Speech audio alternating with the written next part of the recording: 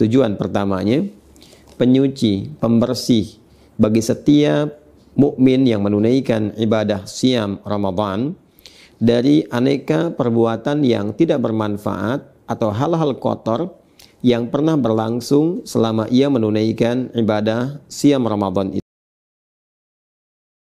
Bismillahirrahmanirrahim. Assalamualaikum warahmatullahi wabarakatuh.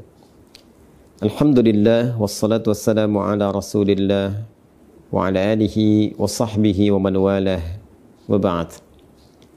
Saudara-saudariku dimanapun Anda berada, ada satu kewajiban yang mengikat bagi setiap insan beriman dalam setiap kesempatan Ramadan yang akan berpindah kepada 1 Syawal.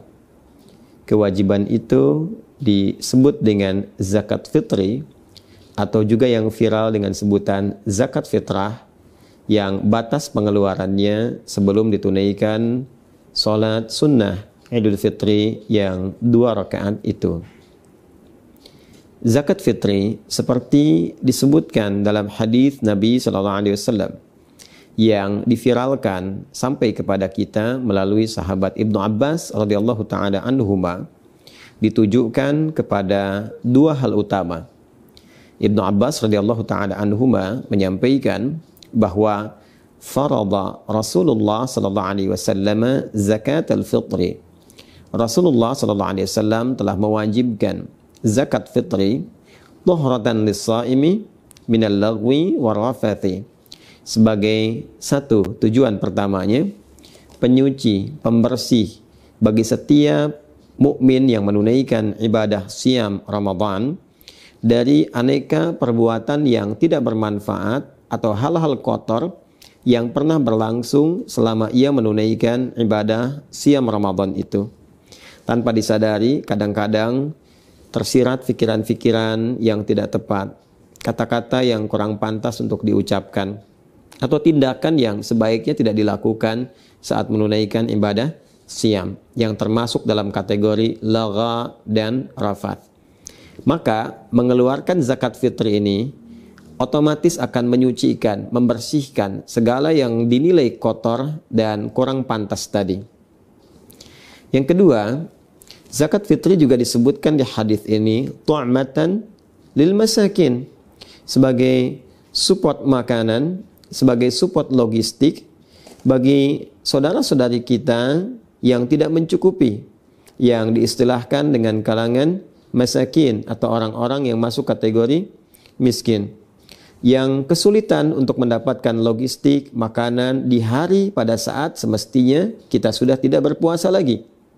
Karena itu 1 Syawal harinya disebut dengan Idul Fitr. Fitron seakar dengan kata futur, iftar, yang berarti makanan awal yang dikonsumsi. Pada saat kita masuk 1 Syawal, sebelum kita menunaikan ibadah salat Id, maka sunnahnya kita makan terlebih dahulu, setidaknya makanan ringan yang menunjukkan bahwa hari itu sudah tidak puasa lagi. Hari itu dibolehkan makan kembali. Hari itu adalah raya yang seharusnya orang gembira, yang ditandai dengan makan makanan pembuka. Pada saat itu berlangsung, diduga boleh jadi ada kolega kita yang tidak mendapatkan makanan, tidak memiliki logistik, sehingga tidak merasakan kebahagiaan yang sama dengan orang-orang lain yang seharusnya berbuka dan berbahagia. Tidak memiliki support makanan untuk membatalkan puasanya, karena memang pada waktu itu sudah bukan lagi waktunya berpuasa, dan diharamkan berpuasa sebagai apresiasi hadiah bagi setiap insan beriman yang berhari raya pada waktu itu. Karena itu zakatnya disebut dengan zakat fitri, untuk menunjuk kepada wujud zakat yang diberikan itu. Hadis riwayat Ibnu Umar radhiyallahu taala anhuma yang disampaikan kemudian kepada kita semua, yang menegaskan penjelasan Rasulullah sallallahu alaihi wasallam tentang bentuk zakat fitri ini. Farada Rasulullah sallallahu alaihi wasallam, kata Ibnu Umar radhiyallahu taala anhuma, beliau menyampaikan Rasulullah sallallahu alaihi wasallam telah mewajibkan zakat al-fitri. Zakat fitri itu sa'an minat tamri atau sa'an minasy sya'ir, yaitu 1 sa' dari kurma atau 1 sa' dari gandum. Sa' itu batas ukurannya kurang lebih 4 mud. 1 mud itu kalau ada ukuran standar tangan orang dewasa seperti kami saat ini, yang kita satukan dalam keadaan berdoa seperti ini, lalu dihadirkan, dituangkan kurma atau gandum seukuran tangan orang dewasa seperti saat sedang berdoa seperti ini, itu disebutnya 1 mud. Jadi kalau 4 mud ukurannya kurang lebih ukuran 4 tangan ya orang dewasa saat berdoa seperti ini. Itu 4 mud sama dengan 1 sa'. Kalau dikonversi ke ukuran kita saat ini, tentunya akan sesuai dengan bahan makanan pokok yang dikonsumsi.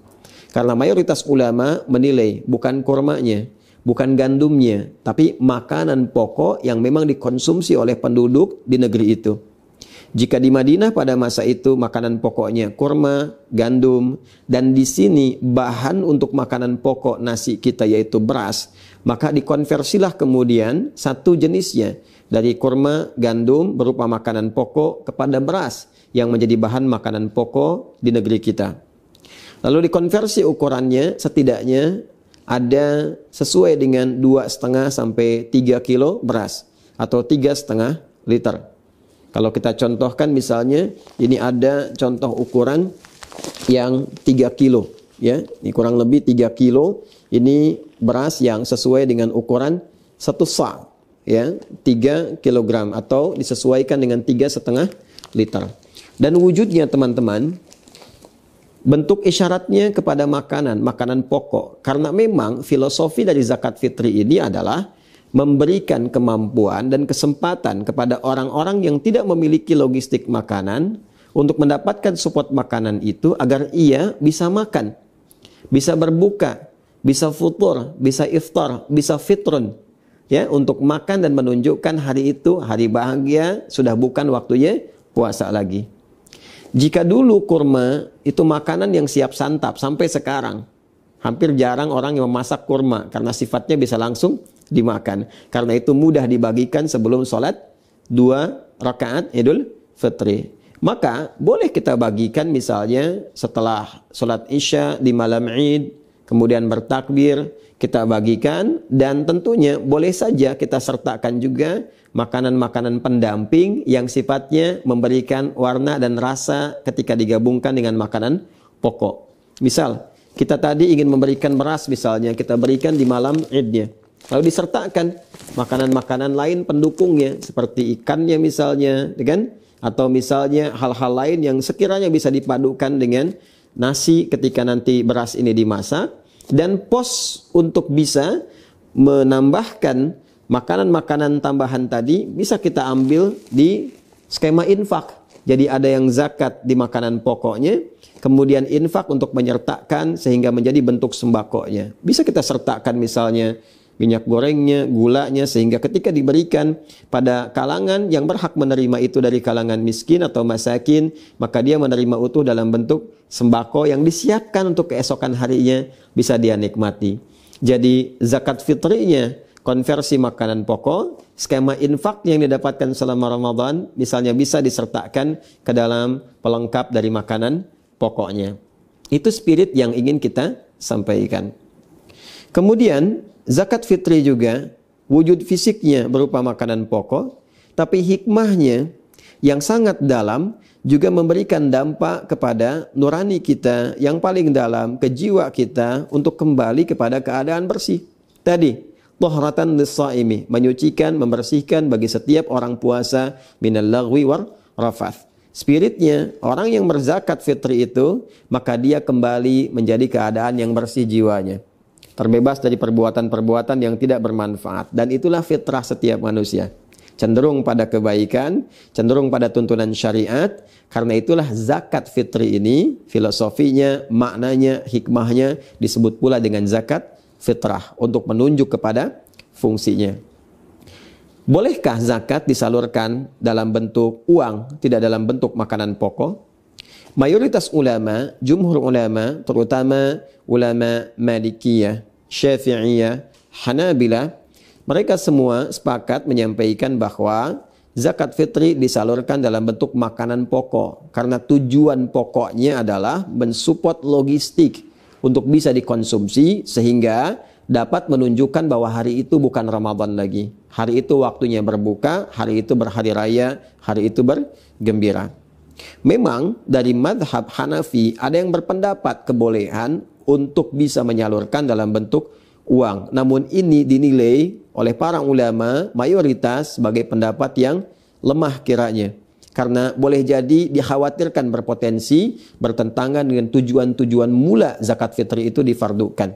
Dikhawatirkan diberikan kepada hal yang justru tidak mensupport logistik. Bisa diberikan pulsa kah atau yang lain kah yang tidak memberikan tanda berhentinya ibadah Ramadan dan masuknya pada hari raya kembali, boleh makan lagi dan bergembira di waktu itu. Kalaupun memang kita menilai misalnya dia makan tapi dia juga butuh pakaian, butuh misalnya aspek yang lain, maka sertakan skema infak yang mungkin dikumpulkan dalam konteks zakat mal saat teman-teman sekalian mengumpulkan itu pada saat kesempatan Ramadan.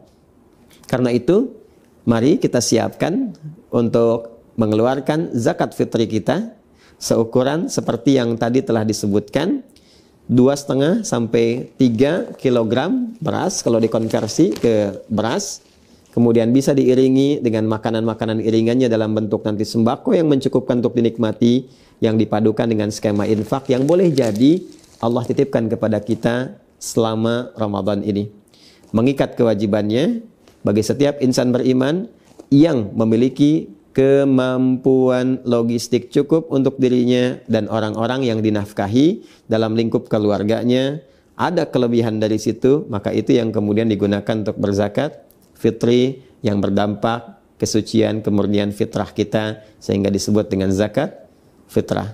Semoga Allah membimbing kita untuk memudahkan dalam mengeluarkan zakat fitrah, zakat fitri ini, menyucikan jiwa kita, memperbaiki diri kita, dan ingat, hanya dikeluarkan sebelum sholat id. Ketika dilakukan setelah sholat id, maka jatuhnya tidak menjadi zakat fitri lagi, tapi menjadi sedekah biasa saja. Adi Hidayat, semoga bermanfaat. Subhanakallahumma wa bihamdika nasyhadu an la ilaha illa anta nastaghfiruka wa natubu ilaik. Assalamualaikum warahmatullahi wabarakatuh.